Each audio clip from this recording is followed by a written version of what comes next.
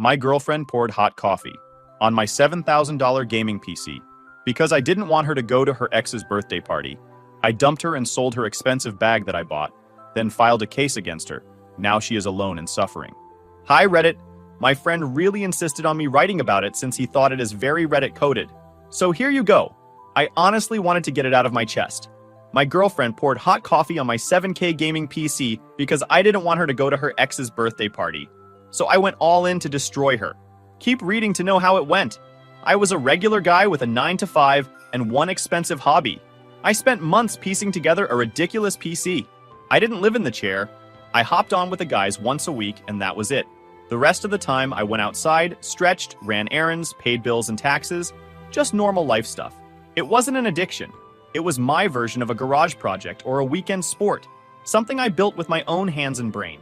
She loved the attention until it required patience. Then suddenly my calendar looked like a rival she needed to sabotage. I met my girlfriend at my buddy Caleb's Labor Day cookout. Apartment courtyard, fold-out tables, someone's Bluetooth speaker fighting for its life. I got drafted to fix a TV input so the game would show. She was at the picnic table painting tiny palm trees on a kid's nails for fun. Practicing for school hours, she said. Tan, dimples, eyes that dared you to say something dumb. She asked if I was the tech guy. I said only when food is held hostage by HDMI. She laughed, the real kind, and handed me a plate like I'd earned it. First date was simple, Korean BBQ. Then we walked the strip mall and talked trash about store window mannequins. She told me she was finishing her hours to be a nail tech, hustling double shifts, living with her sister to save cash. No mess, no drama on the surface. She asked what I did for fun. I said I build PCS. She didn't flinch. Like, the spaceship kind? Close enough. 2 months were easy mode. Brunches, farmer's market. She took photos of me at Micro Center like it was a museum date. She said my focus was attractive. Said she was done with Instagram gym bros and Derek types. I wanted to believe her, so I did. After she killed power mid-match during squad night, I started logging everything. Timestamps, patterns, all of it. We moved in after 9 months. Yeah. Boxes, a dolly, my whiteboard checklist. She filmed me hauling the TV and captioned it, husband material. Takeout on a flattened box. Utilities in a spreadsheet before the couch. She called my PC the spaceship. I gave her the loop drain, do not touch tour. She tapped the glass, laughed. Copy that. We made zones, my wires and surge protector, her plant corner. I labeled the pantry. She posted a chore chart with dumb gold stars. Saturdays we raced the grocery cart. Sundays we meal prepped and argued spice. She taxed my hoodies. I built a charging station. Fan installs got countdowns, 3, 2, liftoff, then adorable. 2 game nights, emojis on my calendar.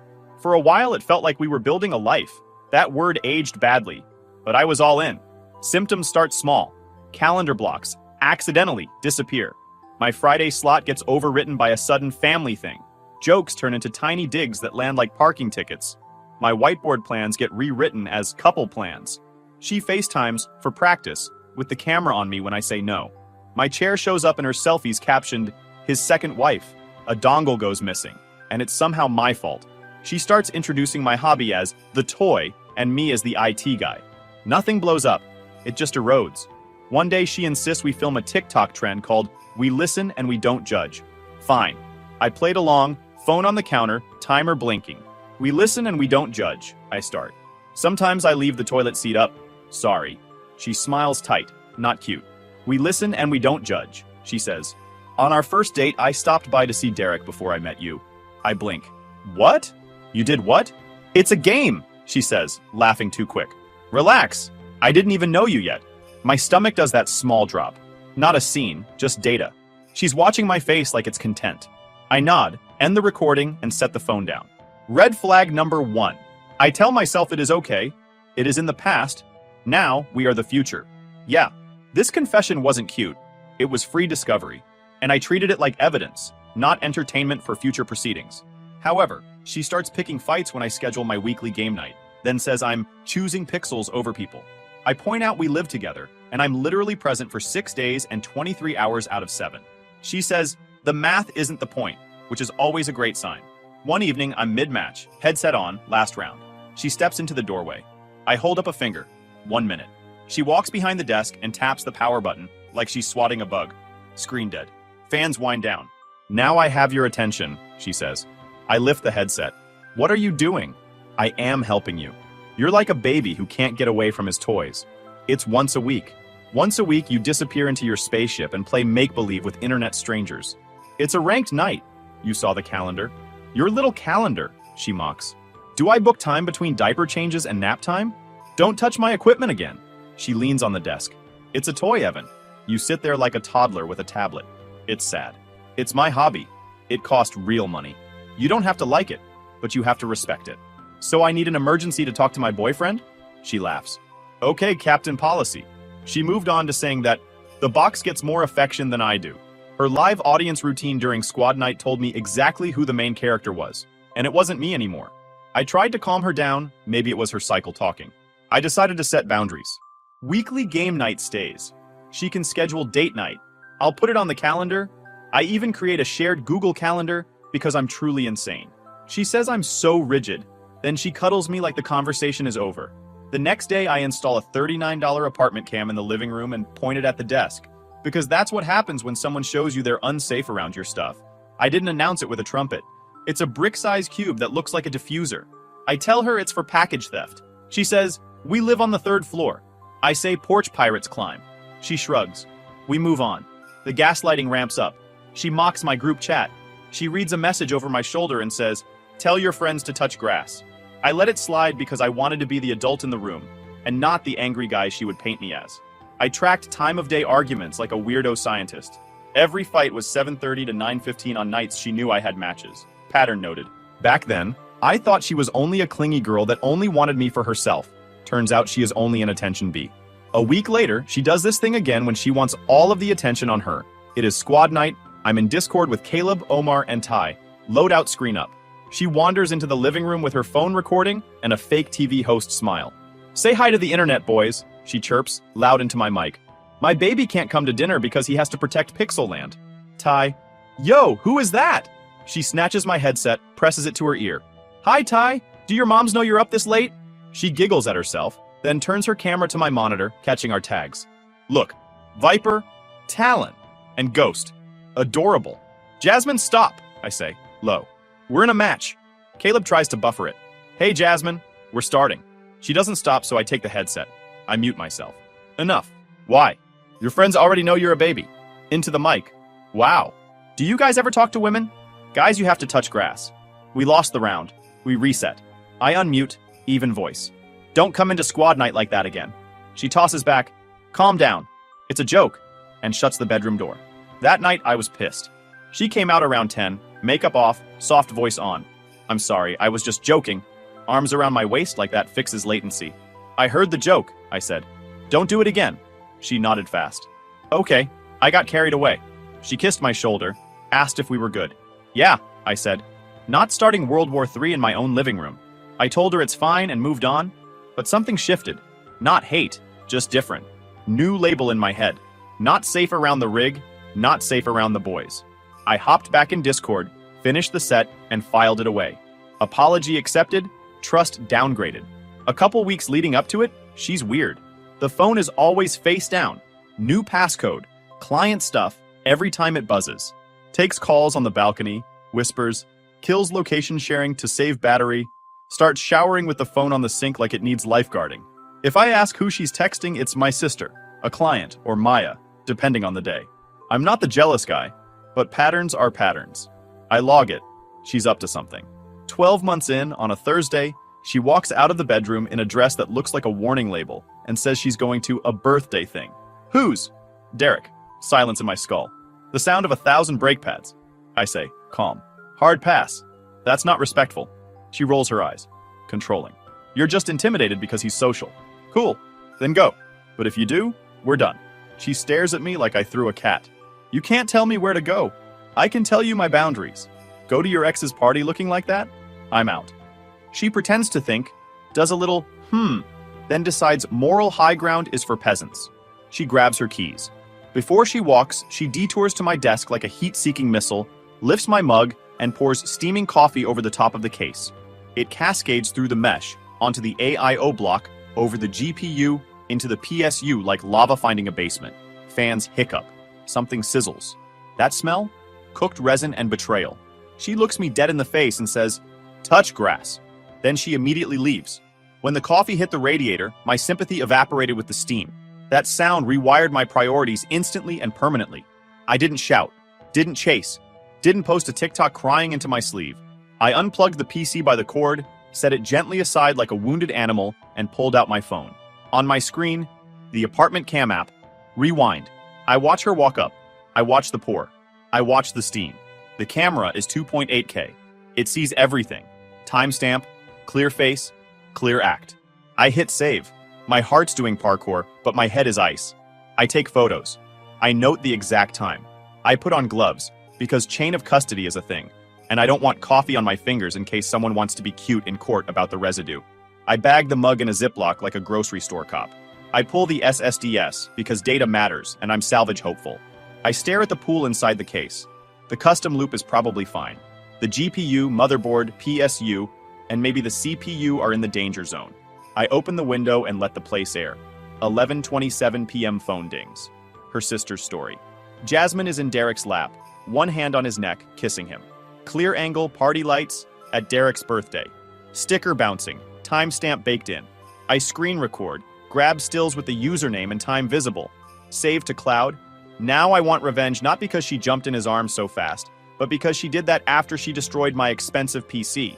The night she decided her ex's birthday was worth arson by latte, she walked to my desk, lifted my mug, and baptized the motherboard like it owed her money. Warm coffee went through the top mesh, over the AIO pump, into the GPU, down to the PSU. Fans died mid-sigh. Smell of burnt resin. She looked at me, said touch grass, and left to go kiss Derek on camera like she was collecting speedrun achievements and bad decisions. I pulled power at the strip, took photos, and opened my apartment cam app. 2.8K footage. Full face, mug in hand, steam visible, timestamp visible, my name on the HUD. I saved it, emailed it to myself, and airdropped it to my buddy Caleb because trusting one device is how you lose in Act 3. My stomach wasn't steady, but my head went cold. Gloves on, mug into a Ziploc, SSDs out and drying, wide shots and close-ups, clock on the stove in the frame for time reference. Then, I screen recorded her sister's story of Jasmine sitting on Derek's lap at Happy Birthday, with the sticker and timestamp baked in. Save that too. Breakup was a single text. We're done. Do not come back. The pickup window for your stuff will be sent in writing. Delivered. Read. She called 8 times. I ignored all of it and started a new calendar titled Things I Will Not Forget. Day 0 had 3 items. Repair estimate, police report, legal consult. If you came here for slashed tires or thrown clothes, sorry. I went the lawful route. Clinical. Petty only where it counted. The repair shop guy took one look and said, "This thing got coffee bombed." He popped the side panel and did a forensic tour. AIO block, heat stressed. GPU, toast. Motherboard, dead. PSU, shorted. Fans, not great. He wrote an insurance-style report with serials and a non-repairable liquid damage line in bold. He signed it, stamped it, and printed 3 copies. Then he emailed a PDF. I paid for the inspection and shook his hand like he just told me my car was totaled, which he did, but for nerds. I went home and made a doc library that would make a prosecutor smile. Folders labeled video, photos, receipts, witness statements, social. I typed out a timeline. 9:12 p.m. Coffee pour on camera. 11:27 p.m. Her kissing Derek on sister's story. Midnight. I end tenancy for her. I wrote it like I expected to read it into a microphone someday, because that's what court feels like. I also drafted a demand letter. It wasn't spicy, it was boring, which is better. On date wrote, "You intentionally damaged my computer valued at $20,000. See attached photos, video stills, and estimate. Pay $20,000 by deadline, or I will file a police report and a civil action for damages, including costs and interest." Mailed certified to our place and to her sister's apartment. Copy to my email. Copy to a folder called Send to Insurer. Yes, I filed a police report. I walked into the station with a printout bundle and the mug in a bag, feeling like I was about to overachieve on show and tell. The officer listened, watched the clip twice, and gave me a case number for criminal mischief over the threshold. He told me it might crawl. I told him I had nowhere to be. They bagged the mug.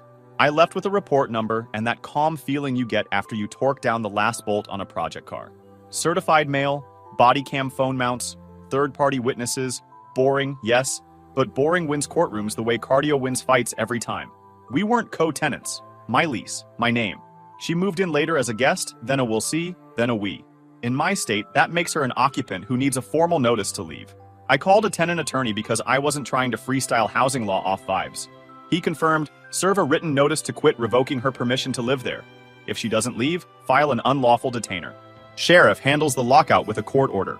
No DIY lock changes while she's still there unless I want to meet fines. We drafted a 30-day notice to quit, attached a copy of the lease showing I'm sole tenant, and a letter listing her belongings in the unit. I gave her 2 scheduled pickup windows for personal items with an escort. I also included a line that all pickups would be recorded on video for inventory verification.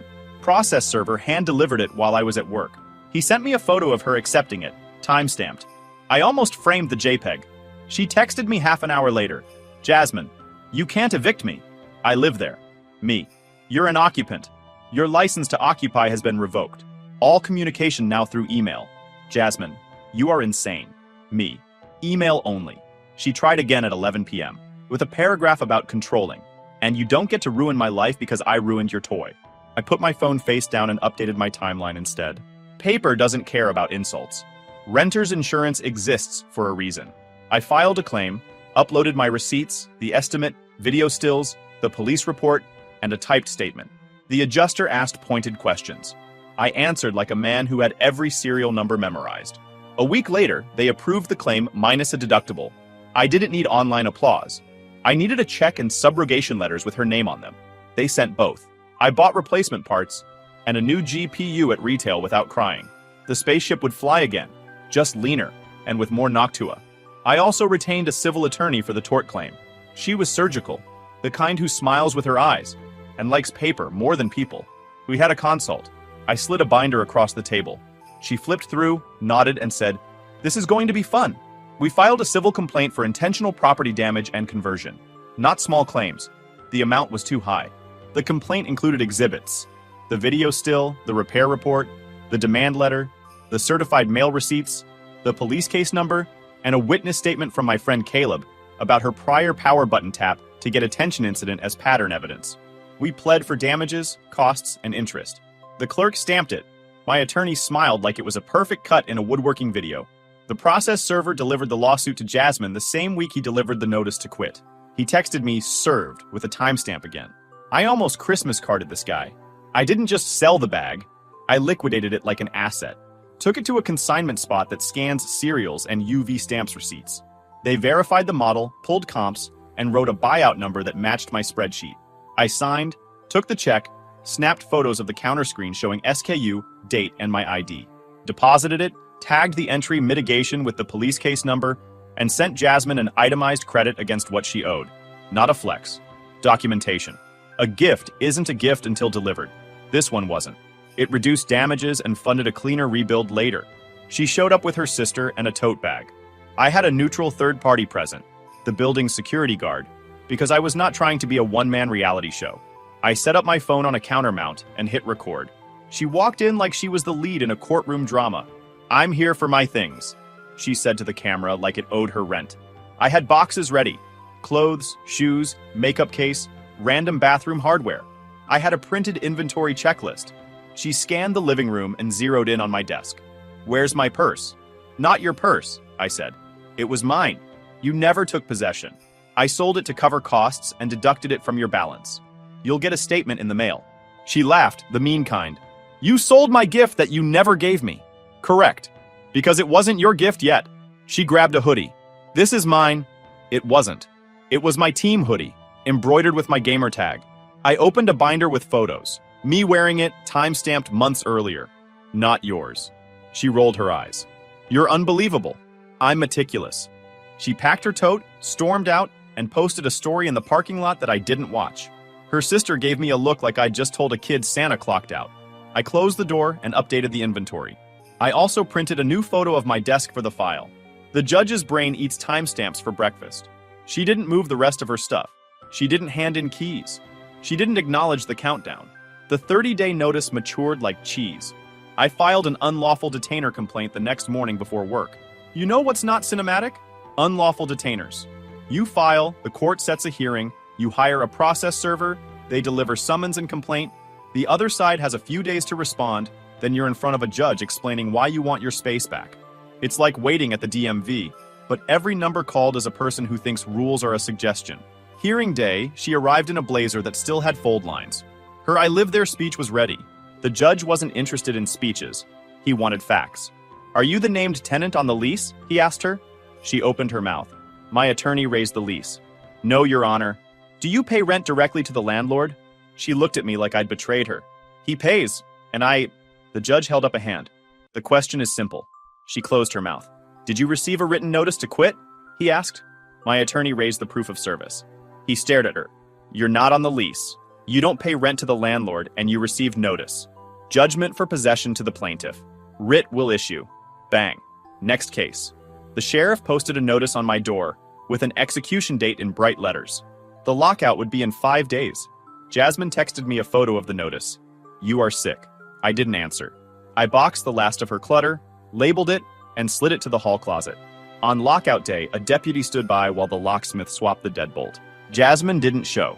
The deputy had me sign a form and told me to breathe. I did, for the first time in a month. I mailed her a final notice about abandoned property with a deadline and storage fees. I sent it certified to the address she gave in court and to her sister's place. When the deadline passed, I sold the stuff that had value to cover storage and disposal. The numbers went into a spreadsheet. Every line had a date. I'm a hater for chaos. It hates me back. Evictions feel slow until the deputy changes the lock. Then silence shows up, and it finally breathes easy at home. She filed an answer to the civil complaint that read like a social media caption. He was controlling. He weaponized paperwork, and the computer wasn't even that expensive. My attorney filed a motion for summary judgment with a stack of exhibits that would break an IKEA shelf. Photos, receipts, video stills, repair estimate, insurance payment, demand letter, certified mail cards, police report number, screenshots of her own texts, and the sworn statement from the repair tech. At the hearing, she tried the "it was an accident" angle and the "it's just a toy" angle. The judge let my attorney play the video in court. You could see me in the background on the couch. You could see her lift the mug, tilt it, and aim it like she was watering a plant. The judge looked at her. She looked down. The court audio system is bad, but silence still sounds like silence. "I find intentional damage," the judge said. "Damages in the amount listed on the estimate. Less salvage value accounted for by the insurer's payment, plus court costs and statutory interest." He signed. My attorney smiled with all her teeth. I wanted to high-five her, but this is America, so I nodded. She didn't pay. That's fine. That's what wage garnishment is for. We sent an order to her employer, a salon that advertises pastel gradients for hair and attitude. They complied because businesses like not being in contempt. A percentage of each paycheck started coming to me, itemized on a statement that turned my inbox into a steadily dripping faucet. Interest accrued until it didn't. I watched the balance drop like a slow-motion meter. It felt slow. It was perfect. The insurer's subrogation department sent her their own letters. She posted a paragraph on her stories about corporate greed and my truth. Her truth didn't buy me a new GPU. The letters did. Meanwhile, the DA picked up the police case. I didn't expect much there. It's vandalism, not a community crisis. But the video was clean, and the number was above the property threshold. She ended up with a misdemeanor plea, probation, restitution to the insurer, an anger class, and a stay-away order for a year. I didn't celebrate. I updated the timeline, took a walk, and bought cable ties. The judgment wasn't revenge. It was math wearing a robe, and interest as a patient teacher with sharp pencils anywhere. It happened after she lost the eviction, and the civil judgment hit payroll. Saturday morning.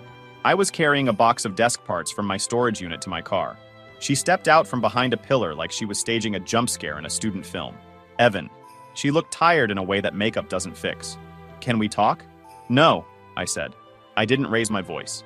I set the box down and unlocked the car. "Please." I messed up. She stepped closer. I lost my place.